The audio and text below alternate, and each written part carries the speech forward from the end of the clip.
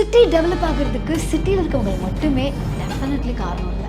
இங்கே சிட்டியில் சின்னதாக நிறைய வேலைகள் கிடைக்குது. பட் அந்த வேலைகளுக்கு சம்பளம் நிறைய கிடைக்குது அப்படிங்கிறனால நிறைய பேர் அவங்கவுங்க கிராமங்கள்லேருந்து இங்கே இடம்பெயர்ந்துடுறாங்க.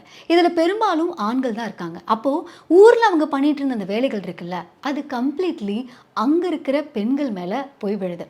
இது விவசாயத்துலேயும் சொல்லலாம். ஆனால் விவசாயத்தில் பெண்களுக்கு ஆண்களுக்கு நிகராக சம்பளம் கிடைக்கிறது இல்லை. 1 மணி நேரத்துக்கு 9 ரூபாயா? அதை வச்சு நம்ம என்ன சம்பாதிக்க முடியும்? ஆல் ஓவர் நம்ம தமிழ்நாட்டில் இருக்கிறதா நிறைய எழுதியிருக்காங்க. அங்கே விவசாயிகளுடைய நிலைமை என்ன?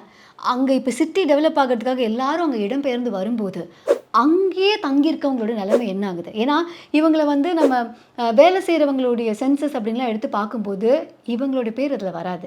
உங்கள் நிலத்தில் நீங்கள் வேலை பார்க்குறதுக்கு எப்படி நீங்கள் அங்கே வேலை செய்கிறவங்களாவீங்க?